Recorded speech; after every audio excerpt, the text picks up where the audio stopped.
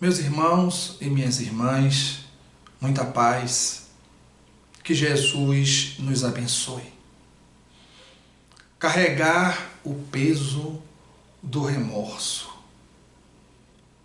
Talvez uma das pessoas na história da humanidade que sofreu mais profundamente o arrependimento, o remorso, uma dor profunda que fez com que chegasse ao ponto máximo do sofrimento e não ter suportado.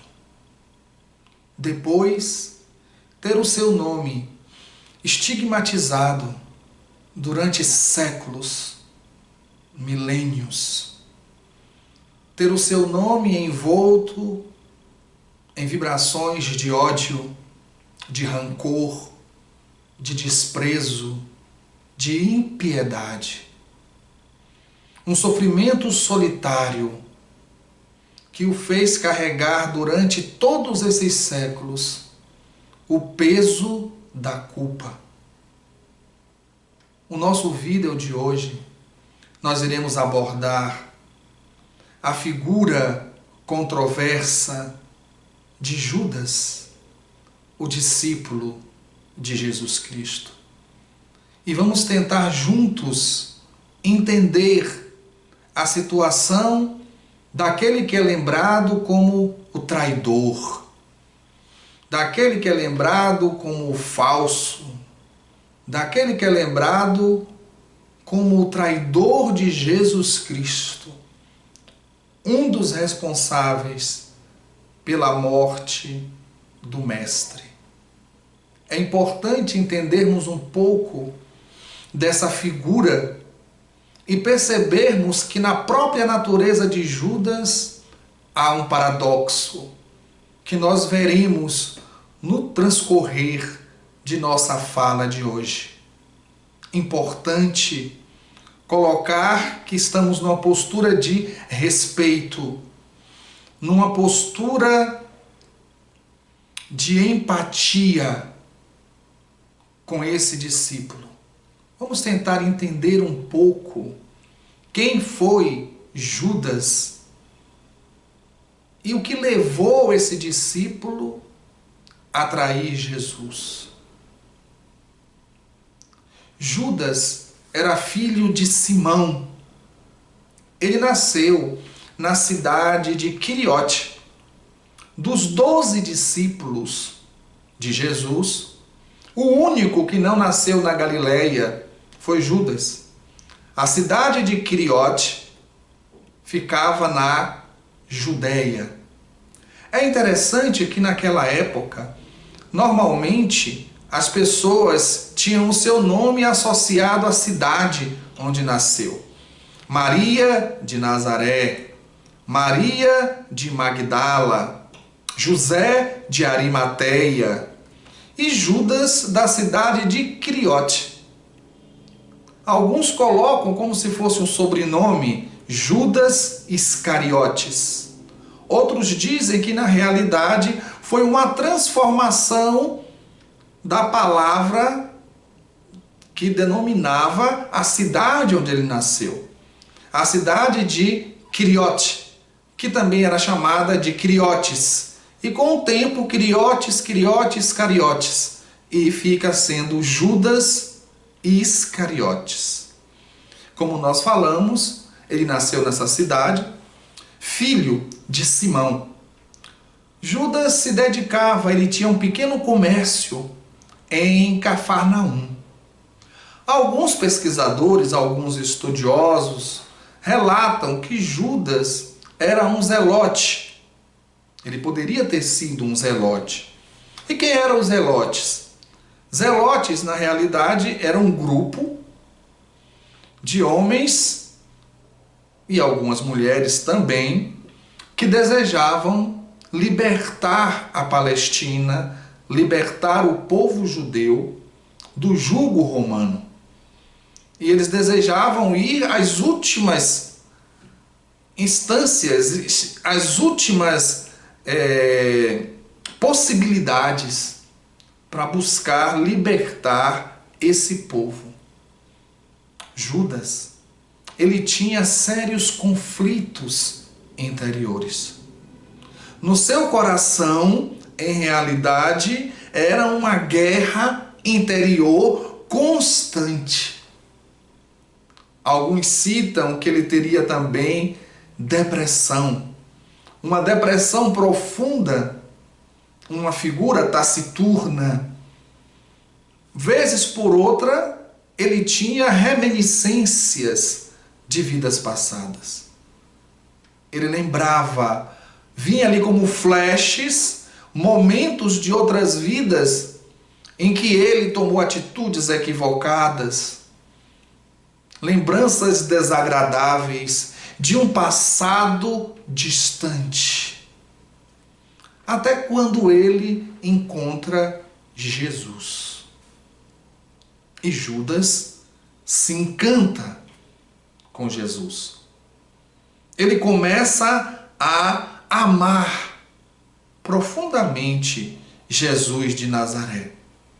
Entretanto, Judas, ele tinha um tino político por causa do próprio grupo que ele pertencia, e ele percebeu em Jesus a grande possibilidade da realização do sonho de liberdade do povo judeu do jugo de Roma. Porque Jesus atraía multidões.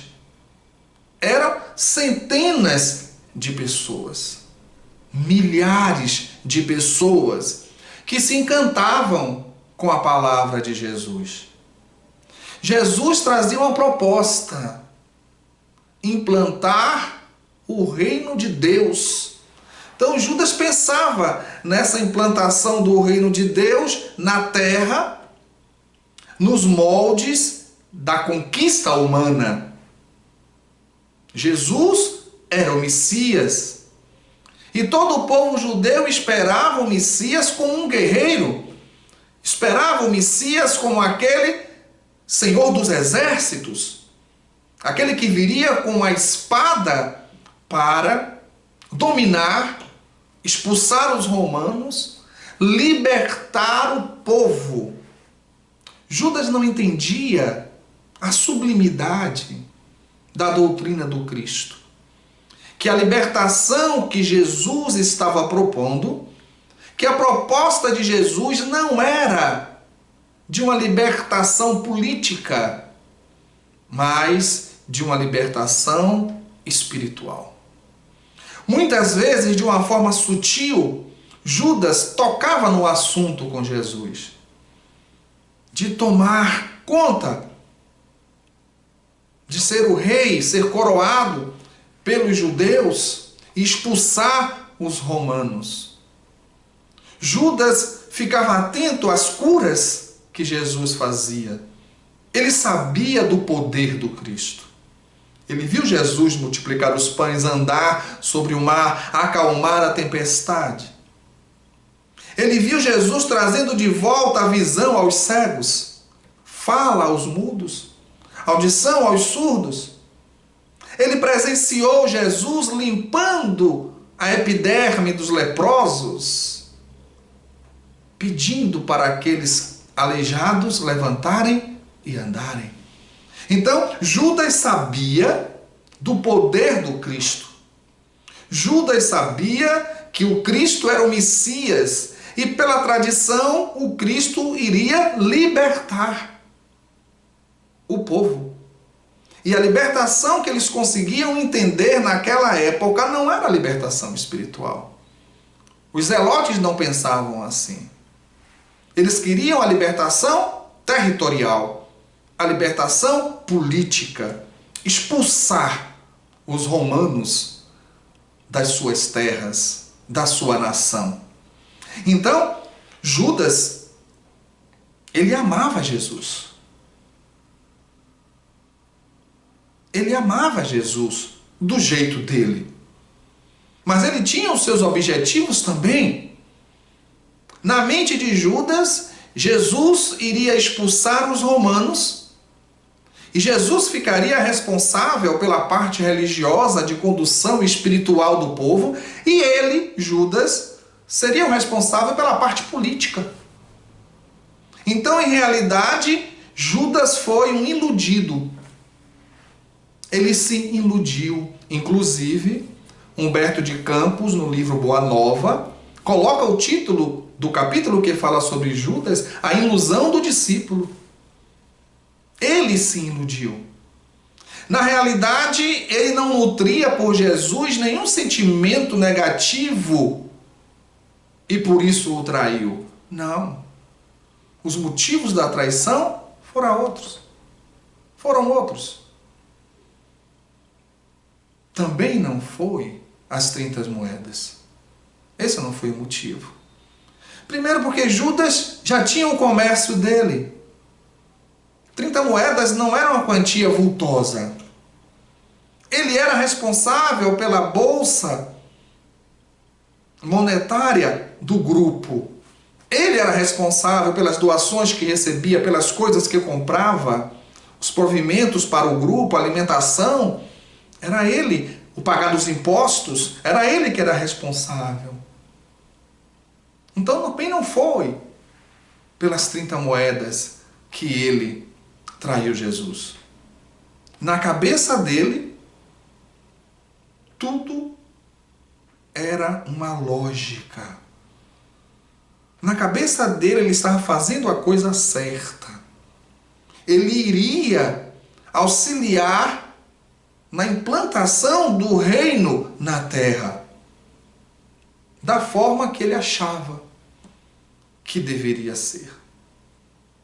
Então, quando ele percebeu que Jesus não estava dando ouvidos às insinuações, às sugestões dele para se transformar num salvador no sentido material, em mais um guerreiro, e usar todo o seu poder para aniquilar os romanos e assim o povo judeu ter a hegemonia no mundo inteiro, quando ele percebeu que Jesus não ia por esse caminho, ele imaginou o seguinte: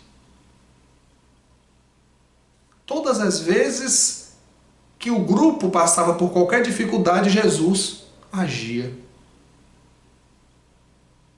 Foi assim na pesca milagrosa. Não tinha peixe e Jesus levou no local onde tinha o peixe. Assim, quando acalmou a tempestade.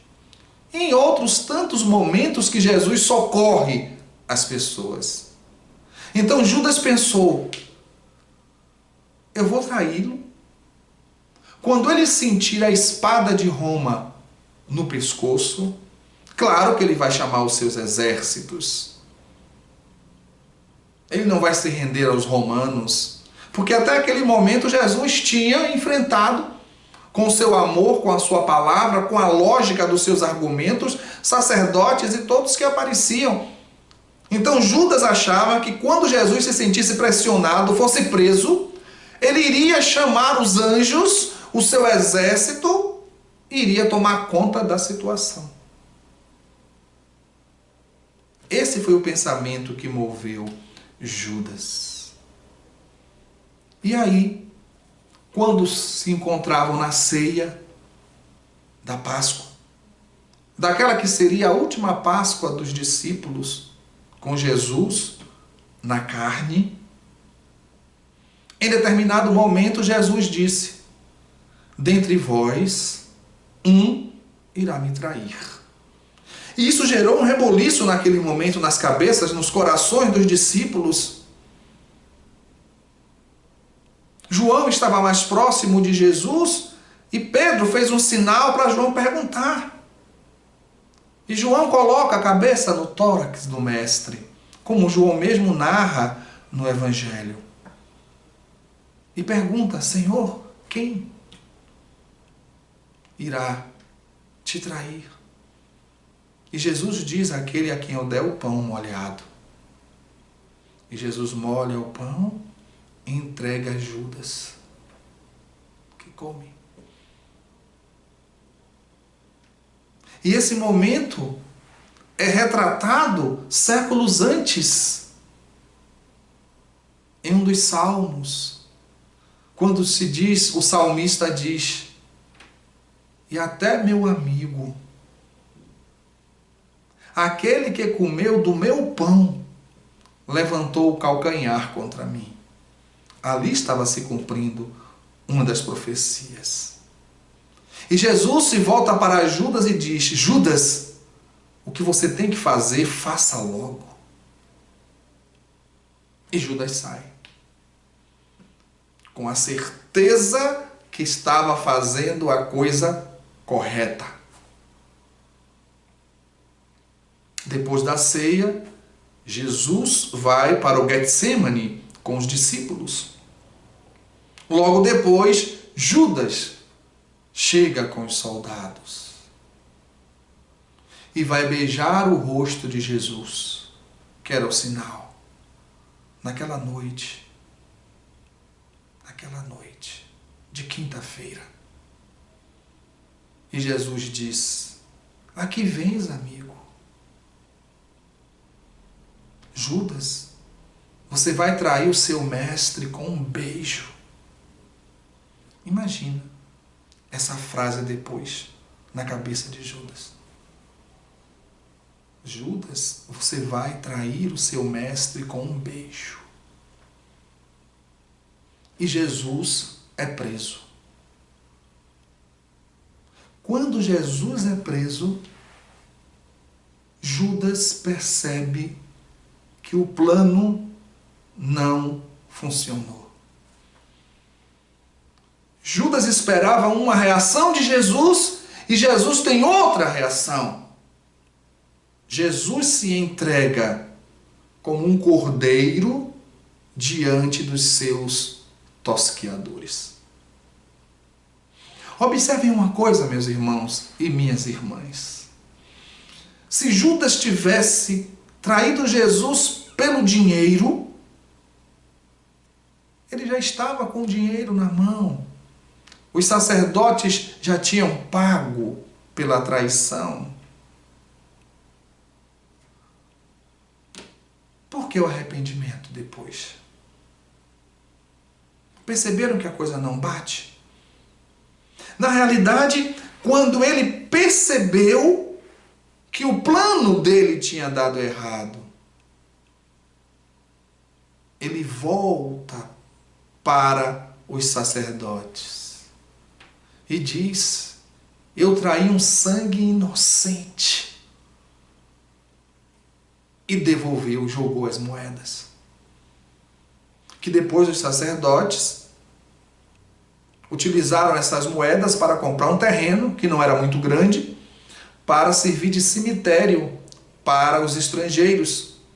E até hoje é conhecido como campo de sangue, porque não se podia usar dinheiro de traição para uso de coisas do templo. Então eles compraram o terreno, transformou em cemitério, ficou conhecido como campo de sangue. E aí Judas acompanha de longe os acontecimentos. E ele vê a sentença: morte por crucificação. E ele percebeu que Jesus não havia reagido como ele esperava. E ele entra num sofrimento profundo, numa dor incomensurável, porque ele amava Jesus, meus irmãos e minhas irmãs. Ele acompanhou Jesus durante aquele tempo de pregação. Ele ouviu as palavras, ele viu os fenômenos, ele acompanhou o amor que Jesus tinha para com as criaturas, o cuidado de Jesus para com eles, as orientações. Ele amava Jesus. E o coração de Judas não suportou. Não suportou. Pedro que nós falaremos na próxima semana, Pedro negou, entrou num processo de depressão profunda depois, mas não chegou ao suicídio. Judas não suportou. E naquele momento ele estava somando o equívoco da traição com o equívoco do suicídio. Ele busca fora da cidade uma árvore, coloca a corda e se enforca. E o galho da árvore se rompe e ele cai na ponta do abismo, ele cai no abismo. E tem o seu abdômen rasgado e as vísceras expostas. Ele não suportou. E cometeu o suicídio. Evidentemente, pela culpa, pelo remorso, pelo crime que havia cometido contra o Cristo e o crime que havia cometido contra a sua própria vida, contra seu próprio corpo, essas duas coisas fizeram com que Judas fosse atraído para uma zona de sofrimento, uma zona de purgação, uma zona de muita dor. Eu vou fazer uma pergunta a vocês. E vocês respondam à própria consciência. Vocês já pensaram em algum momento fazer uma oração por Judas?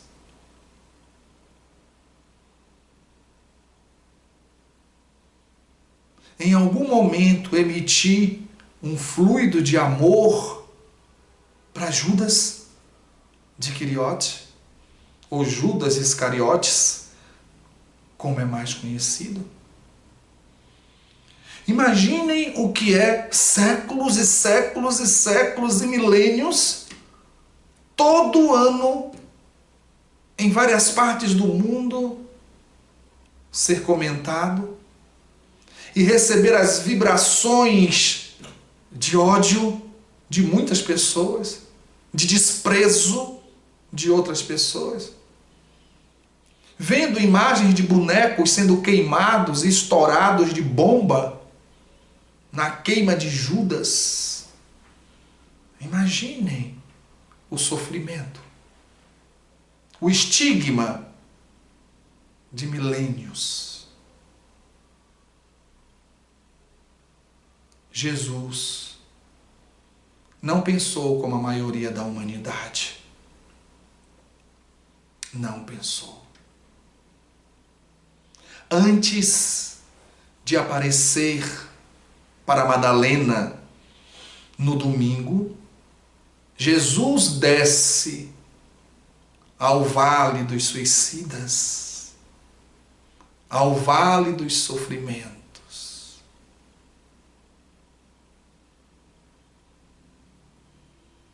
Para ver Judas. E Amélia Rodrigues. E voltamos a dizer, nunca li nenhum autor ou autora que fale de Jesus como Amélia Rodrigues. E Amélia conta no livro Trigo de Deus, psicografado pelas mãos abençoadas de Divaldo Franco, que Judas estava se debatendo nas trevas do remorso, da dor profunda, do reflexo da dor no momento do suicídio, dos espasmos que ele guardou a impressão durante algum tempo. E naquela escuridão que ele se encontrava, uma luz se faz. E Jesus, segundo Amélia, diz o seguinte a Judas. Meus irmãos, eu queria que vocês prestassem atenção no que Jesus disse a Judas. para tirar de uma vez por todas da nossa cabeça, do nosso coração, qualquer pensamento e qualquer sentimento contrário à caridade, ao amor e ao perdão por esse Espírito. Foi Jesus que disse o que eu vou falar agora. Foi Jesus que foi traído. Foi Jesus que foi assassinado. E foi ele que desceu lá nas trevas e disse: Judas, sou eu. Confia e espera. Ainda há tempo. Nenhuma das minhas ovelhas se perderá. Perdoa-te o ultraje, a fim de que te possas libertar da culpa e recuperar-te. Acende a candeia da esperança e a sombra cederá. Recorda, Judas, o amor, de modo que a paz possa se te aninhar no coração. Nunca te deixarei, nem te condenarei. Hoje começa época nova e amanhã é o dia da vitória. Repousa um pouco, pois os milênios te aguardam e eu também estarei esperando por ti.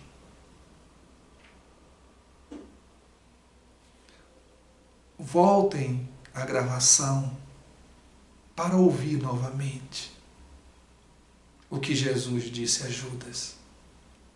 Amor, perdão, compaixão, entendimento, proteção, estar ao lado. Depois daquele encontro, Judas se preparou para reencarnações dolorosas. Voltou ao mundo nesses quase 2 milênios, várias e várias vezes, como cristão, em todas elas praticamente morrendo de forma dolorosa. E a última encarnação de Judas, que se tem notícia, é como Joana d'Arc, que foi traída, que foi negada, que foi abandonada e sacrificada. Judas, hoje, faz parte da equipe dos 12. Há muito tempo já retornou ao grupo. Humberto de Campos conta em uma das suas crônicas que todos os anos, na época da Páscoa, Judas desce à terra e vai ao Getsêmani, o Jardim das Oliveiras, e vai ao Gólgota recordar, lembrar. Porque para o espírito já edificado, o passado são experiências para o seu crescimento. Ele entende as quedas do caminho e percebe que é para frente que se deve andar, para cima que se deve buscar. E muitos dos que queimam Judas todos os anos não sabem que Judas está,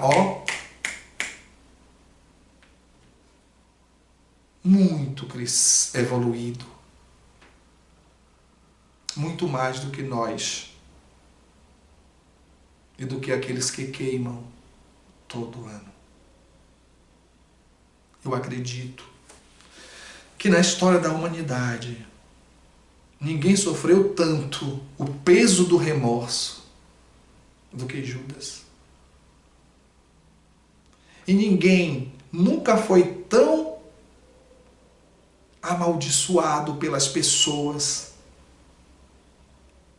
criticado dura e cruelmente pelas criaturas do que Judas.